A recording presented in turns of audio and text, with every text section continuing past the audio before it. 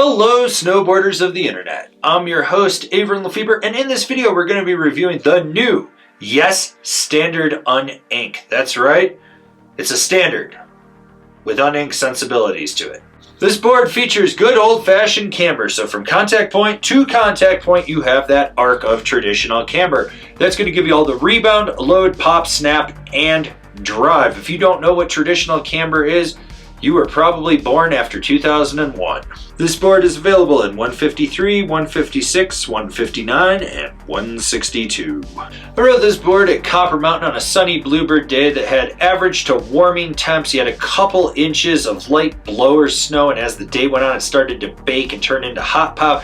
You had chopped chunder crust, just basic spring-like conditions, and I rode it with my Rome Black Label bindings and my K2 Thraxis boots.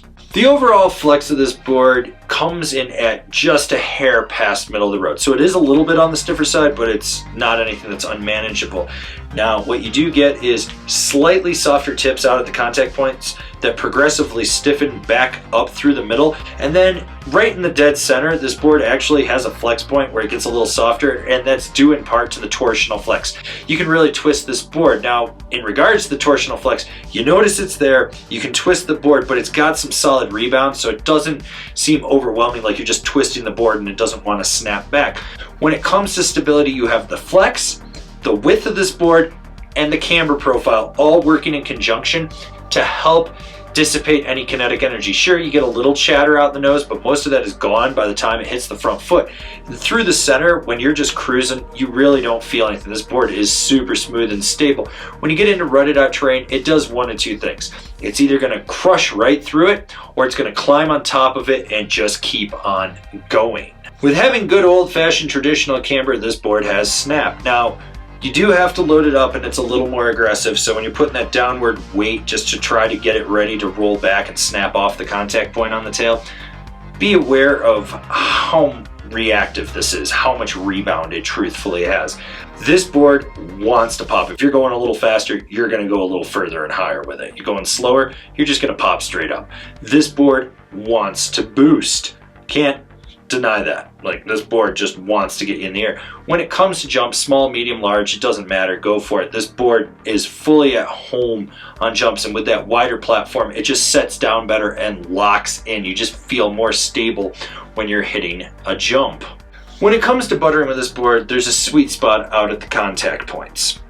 And that's where you really want to engage it. You got to get your weight way outside the bindings and really press into it. And when you do, it locks in. It holds. You feel secure. It's gonna just hold that press for as long as you feel comfortable doing it, and then it's gonna rebound and you're gonna pop right back up. Now, when it comes to jibbing, this wouldn't be my first choice for jibbing, but a little speed and a little muscle do go a long way. You gotta engage that sweet spot, just like I said, and that's where you wanna be when you press into it, and you're gonna feel that board hold, but at the same time, it wants to rebound, it wants to snap out of the feature just because of that camber profile. So you're gonna get a monster pop out of anything that you jib on. And when you go sideways, that camber does slightly hug the feature, but it doesn't clap out. It's not doing a balance board act on it, but it is a little more assertive. There's a smooth, fluid, and powerful edge-to-edge transmission on this board that just screams at you, I have this. Like, you never really have to worry about that transition from toe to heel. It's just gonna roll in and out however you want. Now, with that said, there's one thing that I noticed. On deep Heelside carves, sometimes it would kick out just a little bit. Not all the time. I think I noticed it maybe 2 out of 100 turns, but it was something that I did notice just when I was sitting on that heel edge. If I really drove my knee in, sometimes it would just pop out and I'd be like, whoa, what's going on there? Now, when you're on edge, you do feel locked in for the most part, and you can lay this board over if you want to, or you can be mellow with it. What's nice, even with it being camber, is that you can steer it with minimal ankle movements. So if you want to be lazy, you can be lazy. But if you really want to crank it, now you can have some serious fun. This board, you drive your knee into the center, you push that camber down, you get all that power out of the tail, you're gonna lay that board over and then pop right back out into a standing position, transition over to your heel edge, sit on that heel edge, hopefully it doesn't kick out because you're just sitting really weird on it. But if you're sitting on it absolutely perfect, it's going to transition from one side of the run back to the other. Short, tight, quick carves, medium, mellow carves, or deep Euro carves, it's got you covered in all bases. Who's this board for? The camber-loving all-mountain freestyle guy. This is my new favorite board from Yes. You get power, precision, and play all mixed into one. You got that load and snap of traditional camber. You got a nice sweet spot in the nose and the tail for pressing, jibbing, buttering, doing all that fun stuff with.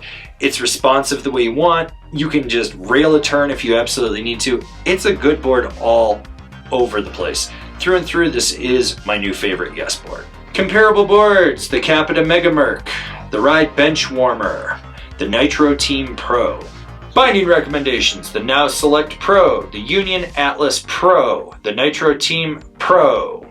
That's a lot of pros, not a lot of cons. This has been my review of the Yes Standard UnInc. Do you agree? Do you disagree? Do you own one? Are you going to buy one? Leave me a comment down below. Let's have a conversation about this snowboard. If you're new here, remember to subscribe, click the bell, get those notifications. That way you're not missing any of the videos we got coming out for all you snowboarders of the internet. And if you really like what we're doing over here and you want to support us further, swing on over to Angry Snowboarder VIP and become a member. Sure, I could tell you more here, but I got a video over there that explains it so much better.